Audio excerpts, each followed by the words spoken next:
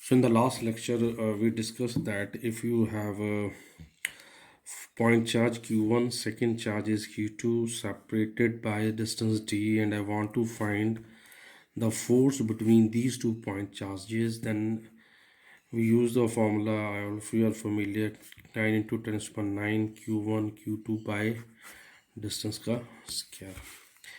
But problem क्या है कि हर एक body is not a point body. Let us suppose you have this rod.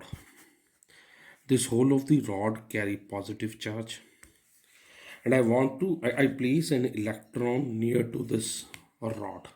Now I want to find the force between these two bodies. It means now I cannot use the quantization of charge. Quantization of charge is negligible if your charge is more than that of the electron. For this, we use a term. This is my next topic, that is called continuous charge distribution.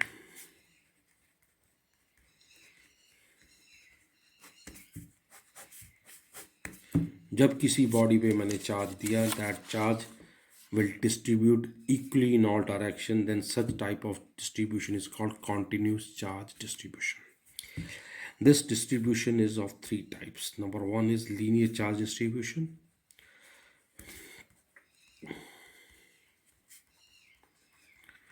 If your charge is distributed in one dimension, for example, you have a rod of certain length. I call this length as a L, and I want to find this at this. For this rod which carrying the positive charge, I want to define term linear charge. We use the term linear charge density.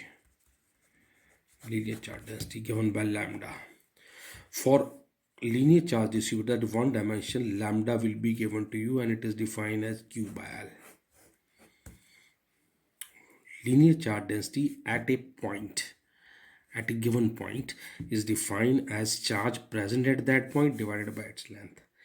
It means if I consider a point carrying the charge dq, then dq is given by lambda into L. What is L? L is the length and the dq is the small charge. So what is the unit of lambda? Then it is coulomb per meter. Its unit is coulomb per meter.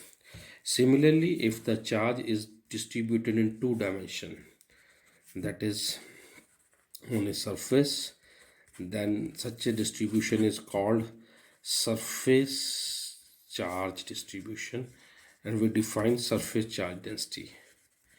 Surface charge density at a point is represented by sigma and is given by charge per unit area. Since it is a two dimension, it is charge per unit area represented by sigma. So its unit will be coulomb meter square. So it will be coulomb per meter. Sometimes CBSE question might be asked that name the unit having unit coulomb per meter square. So we can get this. Last, you know that we have three dimension. If charge is distributed is three dimension, then this is called volume charge density. Volume charge density represented by rho. Rho is charge per unit volume. At a given point, it is defined as Q by V. So what is Q? Q is charge. Coulomb volume is meter cube. Its unit will be coulomb per meter. Clear? So we have three types: linear charge, second is the surface charge, and third is the volume charge density. Now what is significance? Now I tell you, I have a one rod of certain length, positive charge. There is another charge Q naught. I want to find that force between these two bodies. It is given me lambda be its linear charge density. Then I will consider a point P. For this point P, I will write that I know the formula lambda eq dq by dl. So what will be dq? It will be lambda into dl. Now I know the small point charge at this point dq. Therefore the force between this body and this q naught, the force between dq and q naught, that will be equal to small force. Formula is same, 1 by 4 pi epsilon naught. First charge is q naught, second charge is dq divided by distance ka square.